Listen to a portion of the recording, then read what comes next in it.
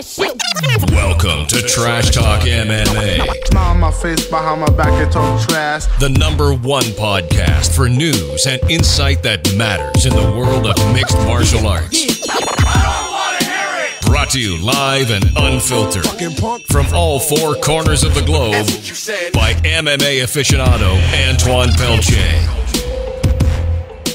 Yo, and welcome to the Trash Talk MMA podcast. I'm your host, Antoine Peltier. Today on the show, I have a very special guest, UFC bantamweight fighter, the only fighter in the UFC out of Singapore, Mr. Royston Wee. How you doing, Royston? I'm doing good. Awesome. So you got a big fight coming up, brother. Yeah, fighting May 16 in Manila. So, have you fought in the Philippines before? no, this is my first time. So you're 4 fights into your MMA career. You had 2 fights before getting to the UFC, and you've had 2 successful decision wins in the UFC. How are you feeling about all this?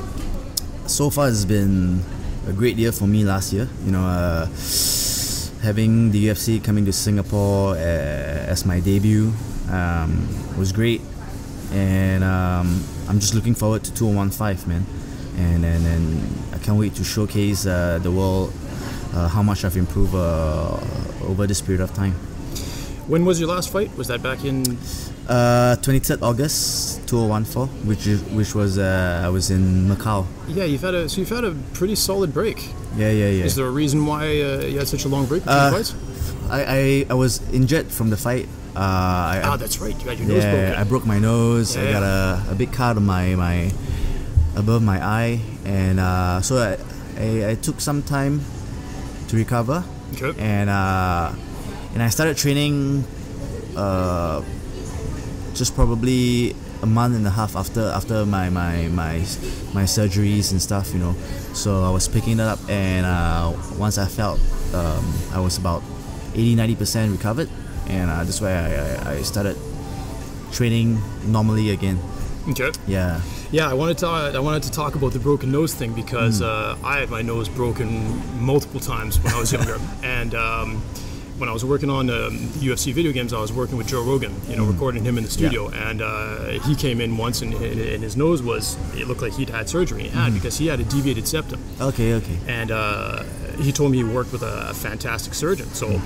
I said, hey, give me this guy's address. I'm going to go check it out. So I went to see Rogan's, he's ear, nose, and throat doctor. Yep, ENT.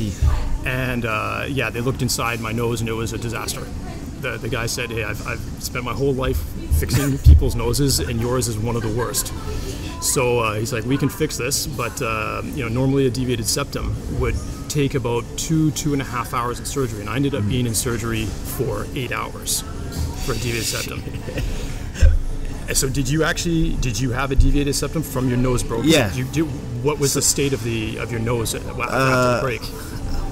From what I know, I had a clean break, I call it, or a clear fracture. Okay. And a deviated septum. So my surgery wasn't a major surgery; it was a minor one. They call it septoplasty. So yep. Yeah. So it took probably around, I guess, you can say 2 to 3 hours, and then I was hospitalized for probably 2 nights. Yeah, 3 days, 2 nights, and then I'm back. I didn't stay in the hospital. They sent me straight home. But I'm telling you, man, I was that recovery process. I mean, this is why I want to talk about this, because you see so many people get their noses absolutely mangled in fights. And there's some guys, you get the impression they get their nose broken in every fight. I mean, Rich Franklin, he had his nose tooled twice gruesomely by Anderson Silva.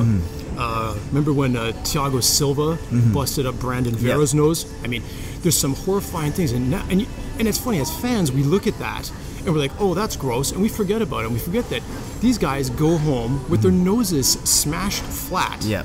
And it doesn't just fix by itself. It's like, guys, that fixes all wrong. Your body doesn't know how to auto-correct that, Yep. And I had my nose broken just from being an idiot when I was a kid, and play fighting and stuff like that. I wouldn't get broken by a professional fighter. But I've always wanted to ask some guys who I've seen that happen to. It's like, hey, what did you do? Did you go get it fixed or not? Because I'm sure a lot of times guys don't get it fixed. And I know with me, I couldn't breathe out of my nose for pretty much my entire adult life. I had 100% blockage in my right nostril, and I had 80% blockage in my left. I now have full breathing capacity through my nose, I just get like a weird sort of drippiness out of it. I got to blow my nose all the time, but believe me, it's so much better. I can, because you can't sleep with your. Were you able to sleep with your mouth open? Yeah. No, you had to sleep with your mouth open. Yeah. And that's really, really bad. That's really bad for your esophagus. It's really bad for your vocal cords. Yeah. You want to always breathe through your nose when you sleep. Yeah. And of course, for me, doing exercise for years, it prevented me from exercising correctly. So how was the recovery of it? Because the recovery, people don't understand that the recovery process of a deviated septum is atrocious. Yeah, like in the beginning right after the fight, when I broke my nose, I was thinking it shouldn't be much of a problem, I just gonna go for surgery and I should be able to recover in about a month time, but it's all these little things that you think it's minor, but it's really troublesome, Oh yeah. So, well, the thing is that the tissues inside of your nose are the most sensitive blood vessels in the body, and so you always have to keep your heart rate down. Yeah. This doctor that I had, he was awesome. I swear, he was put on earth to do what he was doing. He was a god. First of all, when I went and consulted with him, I think he probably we did 3 sessions where he talked with me for about 3 hours each time, and he hand wrote every single word I said down. This guy documented my entire medical history. It was unbelievable. That the guy he was the incarnation of the perfect doctor. It was really, you could tell it was his calling in life to do what he was doing. And the care that he gave me was simply mind-blowing. And what's crazy is I was his last patient. He retired after. He was an older guy, probably late 60s, but just an incredible guy. He was like, you need to rent a lazy boy recliner. Okay. And he's like, and you need to sit at almost like dipped at a 45-degree angle so that the blood's flowing correctly through your body. He said, I don't want you doing anything that gets your heart rate up, and I don't want you, so no exercise, no running, nothing, and I don't want you, drinking any coffee, any stimulants. It was crazy. And he was like, and then I need you to buy a vapor machine, a humidifier. Yeah. And he's like, you need a humidifier, and you need that. And it was like, he gave me all these things, and I followed them to a T. And my recovery process went very well. I know a bunch of people who've had deviated septums, and since then they've had to go get them done again. Can you imagine having to go through again what you've done? Yeah, that's crazy. Yeah. You're probably gonna be like, dude, punch me, kick me anywhere, concuss me, knock me out cold, just don't break my friggin' nose, right? Yeah. Anyway, I'm glad we have this to relate this with a pro fighter, because I know so many guys get their noses bashed in, and I'm like, do they even have the ability to get the surgery done between fights? I'm sure a lot of guys, they just, if they feel like they can function with the broken nose or the way it recovered, they still do it. Yeah, some guys just neglect it, Yep. But it is important to breathe properly, and then 5-round title fights. Yeah, it's important, and who wants a broken nose? To have a broken nose to be able to see physically, when everywhere they go, so it's important to fix it back. Yeah. And well, too bad if you break again, you got. Is that the first time you broke your nose? Yeah, and then you just gotta find the right doctor.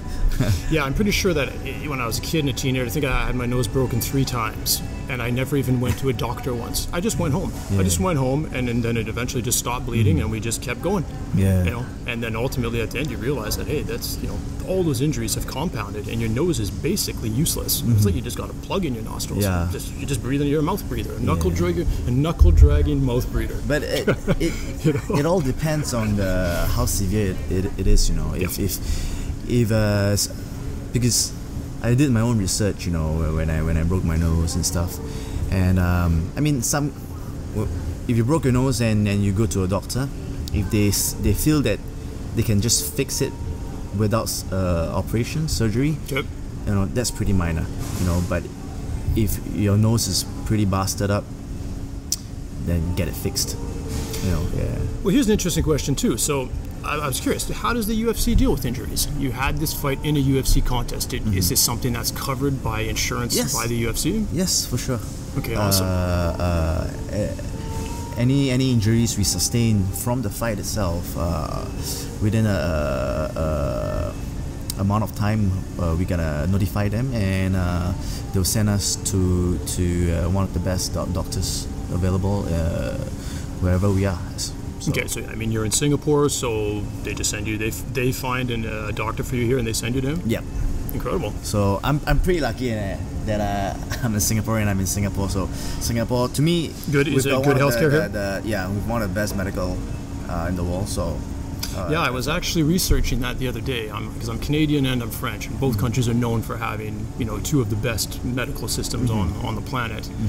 And actually, I was looking at what is considered the best medical system in the world, and it is France, actually. But I believe that Singapore is pretty high up on the list as well. One of the... Probably in the top 10. Yeah. Yeah.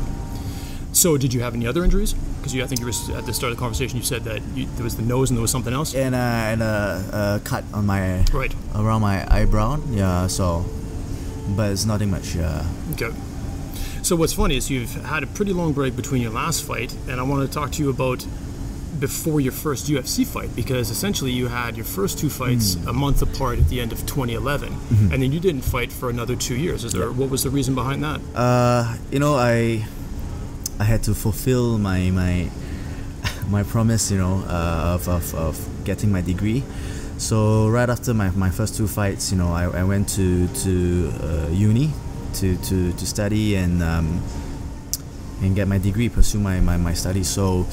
And you have a degree, a double major in marketing and management, right? Yeah. So right after, when I was about to graduate, I actually wanted to leave this industry and do something else. Leave which industry? The marketing and management, as in or the fighting? Fighting. Okay. So I wanted to leave this MMA industry and then just move on to something else. Something completely different. And at that point of time, I had a few opportunities. This is where Rebel FC came up. Okay. And they looked me up, and then they were asking about how about me fighting in their promotion around 2014. No, December 2013. Okay. They wanted me to fight at that time, and I was like, cool, since there's an opportunity for me right now, why not? And then the Ultimate Fighter China tryouts came about, and they came to Singapore, MBS. So I was like, check it out. It's the UFC, man. So how can you not? Yeah. So I went down. I passed the first stage, and few weeks later I got called, and they said that I got chosen as an alternative. So they want to fly me to China and everything, and I stayed there alone for 22 days. Oh, okay. So actually they did fly you out to... Yeah, I was in Shenyang, so I was there alone. Did you ever appear on the show?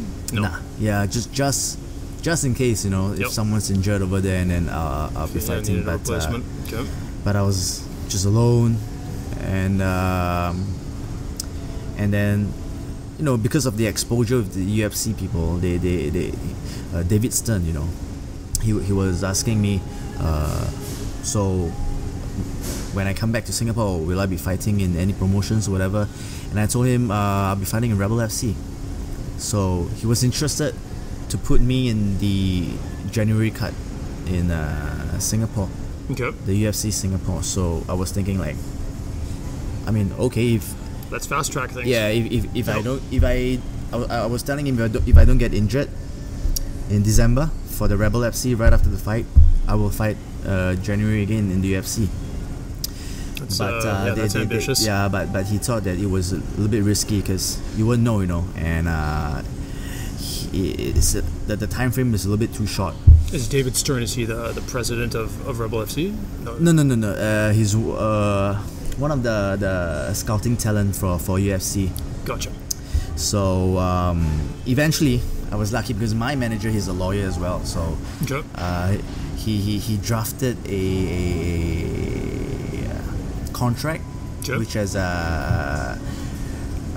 gave me some advantage. So I was able to pull out of the contract with Rebel FC. Okay. And then eventually that's how I got into the UFC.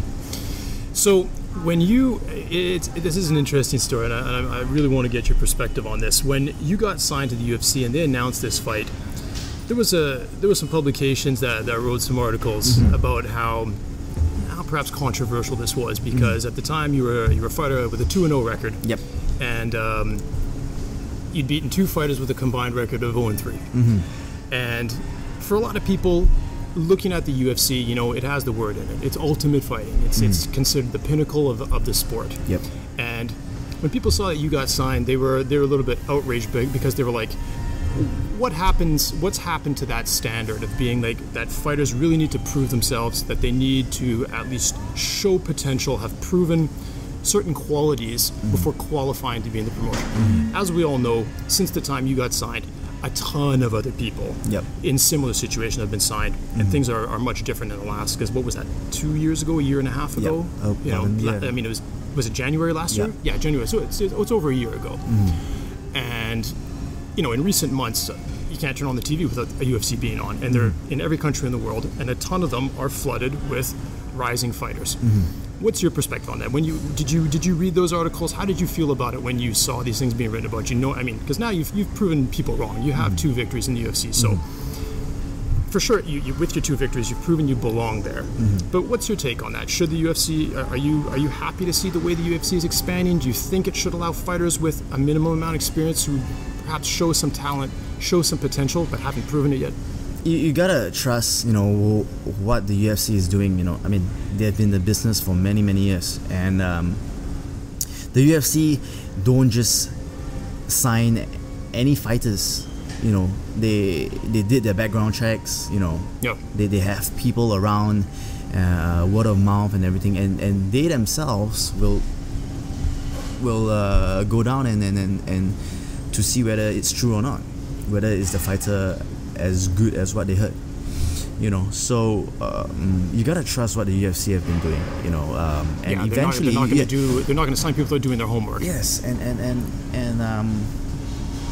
like I said, UFC, they used to have an event every 2 months, a month and a half. Oh, I mean, over the years, I mean, it's accelerated exponentially, but I mean, I'd say going back, you know, to kind of, I mean, since they've signed Pride, there's been a lot of events every year.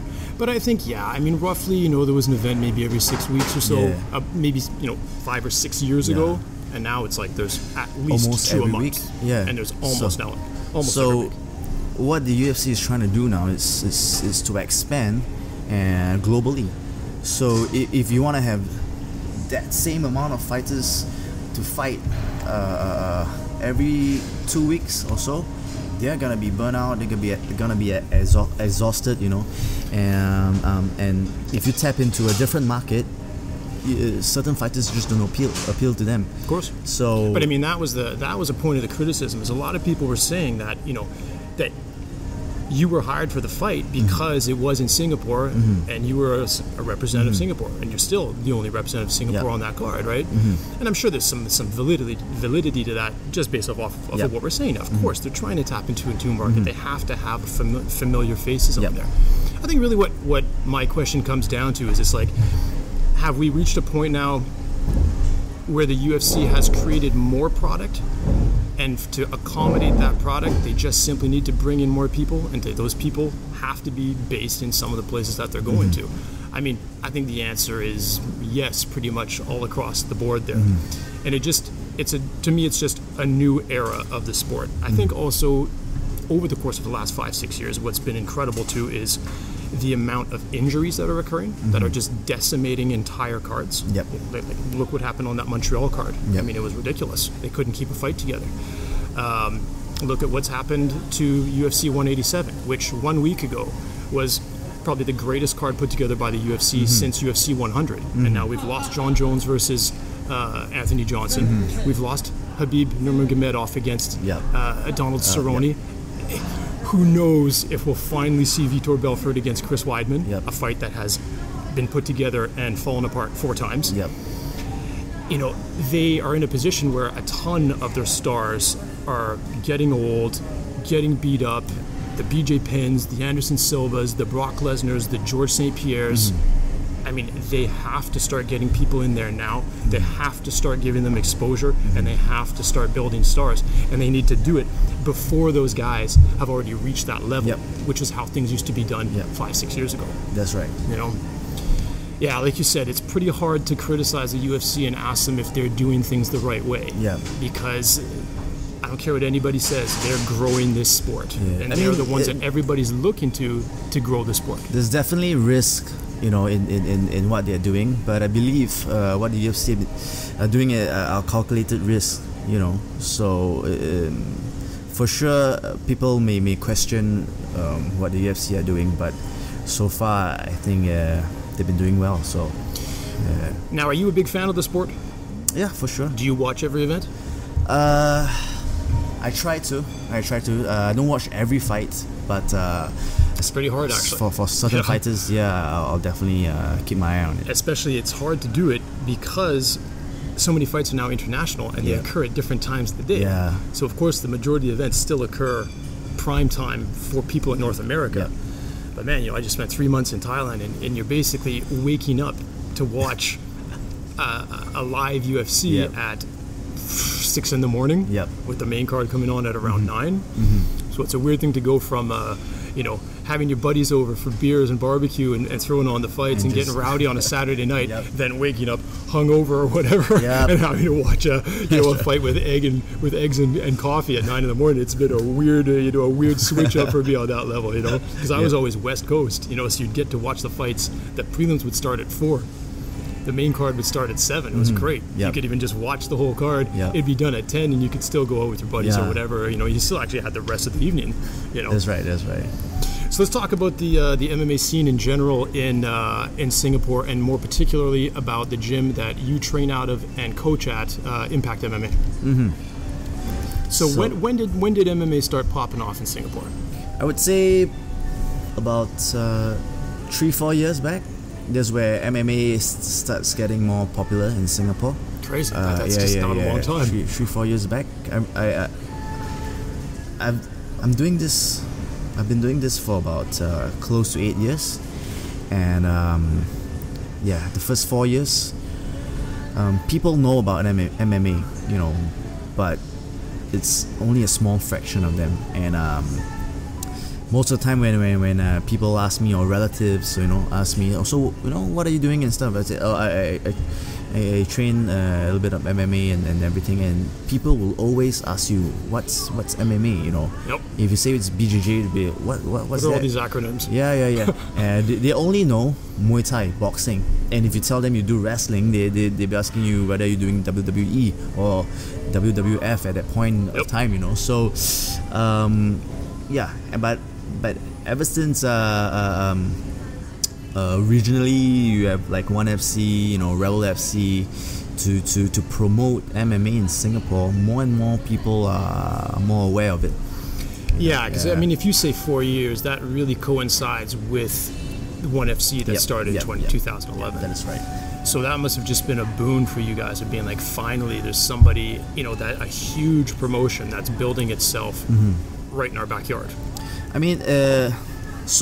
But over these years, it's been a steady increase of people who are aware about MMA. But the education of the sport in Singapore is still very low. And a lot of people in Singapore still do not understand what MMA is about, To them, they just want to go there and watch brawls, that's all. They don't understand the technique that the fighters are doing. So I've had this talk, I've been talking with so many people in Thailand, and there's a lot of buzz around about Thailand being that, as martial arts, as Muay Thai is such an integral part of their culture. If the kids growing up there could be educated into MMA now, because they started doing Muay Thai at 3-4 years old. And there's a lot of enthusiasm about, wait a second, if we can educate the Thais about the validity of MMA and how it can be probably a much bigger financial alternative to a lot of the kids growing up there than all just being Muay Thai fighters that really don't get paid much and are fighting 3 times a month and are just, physically decrepit by the age 20, 22, 23, who've had 300 fights when they're 15 years old. It's crazy numbers, right? For people that are purely in MMA, or even just fans of MMA, where they're like, you see these guys fight once, twice a year, sometimes, not even once a year. You're like, how can these guys put themselves through this? So they're not making money. They're probably getting physically brutalized for at way too young of an age. If they could learn it and they could apply this from their youngest age, I think you'd be seeing some killers in there. Yep. What are your thoughts on that? Yeah, I agree. I agree with you actually. But again, how long will it take? Because it's a larger cultural and educational process than an actual training process. It's like they need to come on board with it, and Muay Thai is just so rooted into their culture that it's like going to France or Europe and telling them, hey guys, stop playing soccer and start playing American football. They're just that's a deconstruction of their education at a DNA level. Because Muay Thai has always been part of their culture in Thailand, and yes, they are doing it for money, but like we said, it's part of their culture. They grew up learning, understanding about it, and I guess for the Thais, to them MMA is just a money-making tool, but it's not rooted into their culture. So that's why you can see a lot of Thais are now starting to fight MMA, but they're still pretty, Muay Thai style. You can see the Thai style, and they are it's not really, the same investment. Yeah, they're not really open about grappling, wrestling, Jiu-jitsu. They just do it for the sake of doing it. Well, no, I think there's also the part where the martial art, do they even view it as a martial art? I think there's probably a blockage at that level too. They're used to fighting in a ring, they're used to fighting in a certain environment. All of a sudden there's a cage, there's little gloves, there's everything's different. Everything's different, except that you can do all the stuff you do in Muay Thai, and then there's so much more. That is right. So what about your gym, Impact MMA? My gym. There's a lot. I mean, there's a lot of options to train MMA in Singapore. Why are you at Impact MMA? I mean, my gym, I've got one of the pioneers in Singapore, and a few of them are just the best you can ever find in Singapore. My head coach, he's been around in the martial arts business for 20 over years. He's been doing a lot of different martial arts, and my wrestling coach, he used to represent Singapore for SEA Games for wrestling, and he's a black belt in judo as well, and a brown belt in jiu-jitsu. And definitely I got my black belt coach from all the way from Brazil, Chak Matt. He's one of the best. If you see him roll, it's like dancing. So I've got a great team and of coaches, and other than them, I have a great team of guys to train with, from striking to grappling, wrestling. Sometimes I got guys coming from other gyms or other wrestling federations Singapore to come down and wrestle with us. Yeah, I mean, looking at the trainers at Impact MMA, I was surprised to see how many of them are all active fighters as well. And a lot of them are active MMA fighters. A lot of 1FC guys. That is right. Do you think that's really important to train not only with people who give good instruction but are still practicing the craft professionally like that? Definitely. What do you think that brings? To me, for coaches especially, I put more of my trust in a coach who teaches and train at the same time. I don't really believe in coaches who are, just out of shape. It's the whole practice what you preach thing, right? It's like, I think if somebody, for example, goes into a gym and they see somebody, ripped with, a six-pack of abs and they look the part, you're going to be like, this person knows what they're doing and they can train me, right? And I'm sure that also applies to MMA where you're like, but that being said, of course, there's some people that don't necessarily look the part and know very well what they're doing. But you're right. It doesn't mean where if this coach, he looks ripped, he looks in shape, he's able to teach. Maybe he can't fight well. He's just able to analyze properly. But I prefer a coach who's able to analyze and able to put it to practice themselves.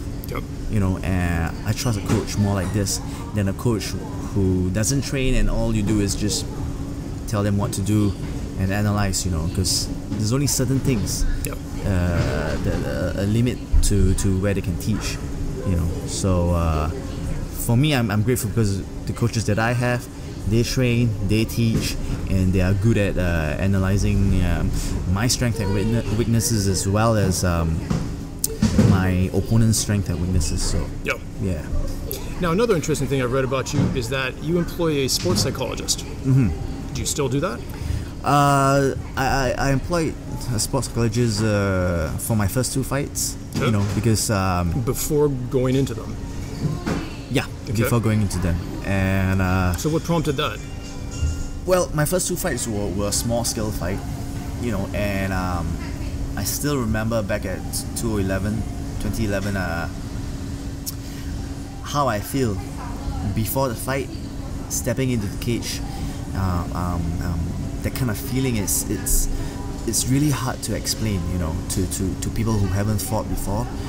But that adrenaline rush, the anxiety, anxiety, and how nervous you are and everything, and it plays a part. It even though I finished my first 2 fights fast, but I was really gassed out. It wasn't because I didn't train hard enough physically, but I didn't. Oh, it's the mind taking over the body. Yeah, train hard enough mentally. Yep. So I remember how it felt. Even though I finished the fight in like a minute plus, that I felt really tired. So I knew this is where I had to hire a psychologist to work on my mental game. And, it's such a. It must be such a daunting event in life to do what you guys do. Some people, they get panic, they feel anxiety and panic when they go for a job interview. Mm-hmm. There can be a ton of things like that, or if somebody goes out on a date or something like that, you know what I mean? And like what we're talking with you guys is, you are locking yourself in a steel cage with 4-ounce gloves and standing across from somebody whose job is to finish you as quickly and violently as possible and to get a bonus and make a bunch of money. Yep. To get fans to sit in the seats when they're on the poster. It's yeah, wow. I mean, I can't begin to imagine the feelings that some people might go through. Yep. Now, what seems interesting is that you took that initiative in your 2 first fights, and it seems like your composure and the feelings that you've had emotionally going into your UFC fights, which normally are the ones where everybody gets the infamous UFC jitters. Yep. Bright lights, the panic, and they fail to perform when they get into the UFC. That hasn't been the case for you. How did you feel going into your 2 UFC fights so far? So far it's been great. I was really glad I hired my sports psychologist, and he's one of the best in Singapore. He trained the national athletes, So he taught me a bunch of techniques to learn how to calm myself down and visualize. And I learned a lot about life just like this. And when I stepped out, everything was just calm. And how should I say, calm and collected. Yep. I'm still alert, I'm still relaxed and calm, and able to see whatever's coming at me. Which was exactly opposite for my first 2 fights. Yeah. And it's funny because looking at your first 2 fights, like you said, you were anxious, you were nervous, and yet you finished them quickly, and you finished them by submission. Yep. Then your 2 UFC fights, you go in calm and collected, and you finish them by some ground game, by decision. Mm-hmm. But by trade, you're a striker. Mm-hmm. You're a Muay Thai and a striking coach at Impact MMA. Mm-hmm. Is that correct? Yep. So how do you reconcile all this? Because it's like this is what you train people. This is what you're probably best at, between quotes. I mean, obviously you're proven that you're a well-rounded fighter, that you have the gas tank to go 15 minutes, that you can win by submission. But you teach striking. How are you putting this puzzle together in your head? I used to love doing a lot of Muay Thai and stuff, but what a lot of people out there don't know is I just love wrestling. I love grappling. I love to control guys from the top. But a lot of people who don't know me or never watch me train at all would have the perception of me being just as a pure striker. Okay. So all I have to say is come down and watch me train, and that's what a lot of people have been talking about when I did my debut in Singapore. They were saying, he can't do this, why is he in the UFC and everything, and I just proved them wrong. So yeah. Do you feel you've showcased your striking to the degree that you can do it so far in your UFC career? You will see it on May 16th. All right, then let's seg into that. So your next fight's on May 16th at UFC Fight Night 66 in Manila. Yep. Against Guan Yu Ning. Is that how I Ning pronounce Guan it? Yu. Yeah. Ning Guan Yu. Yeah, Ning Pardon Guan me. Dumb Westerner. Right? What do you know about Ning? What I say? What do you know about Guan Yu? What's the grammatically? What's the right way for me to say that? Ning is his surname. So okay. Guang, yeah. I guess you could say either one. Because either one. Yeah. What are you gonna say? Yeah. Okay. But he's 4-2-1. He's got 2 knockouts, a submission, and a decision win. Mm-hmm. And is this fight at featherweight or bantamweight? Bantamweight. I was looking online, and Sherdog it's marked as a featherweight fight. They released it. I think the UFC's even indicating on their website that it's featherweight. But it is a bantamweight fight, so he's dropping down. No. Okay.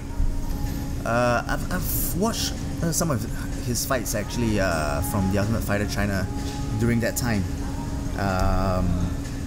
and he fought in the same card as me in Macau. Yep. Which was 23rd of August. So I saw that fight, and he's a Greco-Roman wrestler. That's what I know. He started off as a wrestler. He's got for stand-up, he's got a left hand. His kicks are so, just all right. Yep. And basically that's it. Yeah. So that's pretty much what he has, based on what I watched. Yeah. So without divulging your game plan, how do you see this fight going down? It's gonna be a typical orthodox versus southpaw guy. So are you orthodox? Yeah. Okay. Yeah. So you're gonna see a lot more weapons this time. Like I said, over the period when I was recovering, I was actually picking up a lot of different techniques, a lot of different skills, and putting them in for sparring. And now I have just more tools to play with it for this fight. So I think that's one of the interesting things too, when people get those extensive amounts of times between fights, and sometimes you see guys come out and they just put on these mind-boggling improved performances. Like for example, when, speaking of your division, when TJ Dillashaw fought Renan Barao, everybody was like, why is this guy in a title fight? And then he just put on an absolute clinic, and it was one of the most brilliant performances in the history of the sport, frankly. I mean, I don't think that's over-exaggerating. I think everybody was just, I kind of got goosebumps just thinking about that fight, man. It was just, you were like, wait a second, where'd this guy, who's TJ Dillashaw, dude? And I mean, he'd put in his wins, he'd put in his fights, but that astronomical leap in improvement, it's rare that you see that. But I mean, to me, that was an incredible example of that. Who am I thinking to? Who else? What are some other good examples of that, when guys have just come back and just shown a complete other side of them? I thought Chad Mendes was doing really good against Mendes, Jose for Aldo. sure. Yeah. So. When he, especially after that loss, his first loss to Aldo, he came back with all sorts of new tools in the box. Fighter. A totally different fighter. Yeah. So. What a great fighter. But what a great camp. I mean, and I guess that's a camp that you keep a close eye on, because those are a lot of guys that you could potentially be facing, right? And I actually did plan to fly over and train with them. So I think that'd be amazing. Well, I mean, let's talk about that. You have your entire career, have you just trained in Singapore? Yes. So do you plan on expanding that? I mean, you just mentioned that you had I was that actually planning to fly overseas to train, and at that point of time I didn't had any fights coming out, but UFC called me up and wanted me to fight. That's why I had to push my plans a little bit further. So definitely after this fight, I'm planning to go to California to train with the Team Alpha Male guys. So Are you already in? Do you have a relationship with those guys yet? Or? Not yet, but I mean, I'll see Uriah Faber in Manila anyway. So if things work out, you know. And it's an interesting dynamic. Yeah, that's right, because he's going to be in the main event with. That's going to be a heck of a fight. Yeah. Who do you have in that one? Main event of Uriah Faber versus Frankie Edgar. It's hard to say, man, but it's a great fight. I've been a Uriah Faber fan, so. how can you not be, right? Has any guy shown more durability? He's never lost a non-title fight. Yep. That's what makes this thing interesting, is because Frankie could be getting a title fight without taking this fight. He's taking a non-title fight against the Uriah who's coming up from bantamweight. Yep. It's I think right now, if I had to put money down, I'd put it on Edgar. Edgar? I mean, he just looked insanely good against Cub, defeating Cub Swanson in the 5th round in his last fight, and Cub Swanson was just on a tear. And now Cub came back and he lost to Max Holloway the other day. Yeah. Late, and I mean, he couldn't find his groove in that fight. And Cub's no joke, man. I think a lot of people look past Max Holloway, and a lot of people were actually asking me. He's a nice addition before the fight, who will win, Cub or Max Holloway. It was my only pick wrong. A lot of people told me Cub Swanson's gonna win, and I told them I think Max Holloway is gonna win, because if you look at his fights, he is always improving. Yeah, he's very dynamic. He's got a lot of different tools, and he's got a certain physicality that he's bringing to that division. That's, that it's the same thing. It's kind of that physicality, that height, that reach that Connor's bringing to it as well. But yeah, he's tall and rangy for that, and it was interesting to see him fight Cole Miller before too, because Cole Miller presents those same problems to guys in that division. Have you ever fought a really tall guy like him? No. Actually, yes. My first UFC fight. Dave Galera. He was about close to 1.8. Yeah, because I looked at the close to 1.8. Today I watched the weigh-ins of that before, just to see how you guys compared. Yeah, he was tall. Yeah, it's pretty tall and lengthy. Yeah. Crazy. Well, shit, dude, this has been a fantastic conversation. Do you have any shout outs or sponsors you wanna hit up? I just want to thank everyone from Impact MMA. So far, my teammates, my coaches, all of them have been really supportive and helping me for all my fight camps. And shout out to Under Armour. They've been always providing me all the gears I need. And if you guys are in town, head to Burger Wings and Bar in Orchard. They got good burgers over there. I've had 2 burgers since I'm here, dude. I got. Where's the best mee goreng in town? I'm a mee goreng fiend. I love mee goreng. Where can I find it? You can try one at Clark Key, at Boat Key. Okay. Yeah, oh, that's good, because I'm actually going to. I'm changing hotels tomorrow, and I'll be going to Boat Key. Fight G, right? Yeah, because I used to be from Fight G. So why did you go from Fight G to Impact? What was the transition there? Back then, I wanted to leave and to do just pure wrestling with the national wrestlers at that point of time. And my current head coach, he was an assistant coach in Fight G. Okay. So he left, and he heard about me. I told him that I wanted to live for a while and just do wrestling, and he just asked me, am I interested to come to Impact and help him teach and probably fight as well. So that's how I transitioned from Fight G to Impact. Yeah. So. And that's why I know that they got pretty good mee goreng over there. Well, I'll need you to give me the address, because I'm going to be down there tomorrow, so it's perfect timing. Excellent. All right, man. Well, how can people keep in touch with you on social media? You can follow me on Twitter, Royston15. Okay. Or you can follow my page, Royston Wee, on Facebook. Okay. Yep. No Instagram? I have Instagram as well. It's also Royston15. So what's the 15 about? 15 is just the date of my birthday.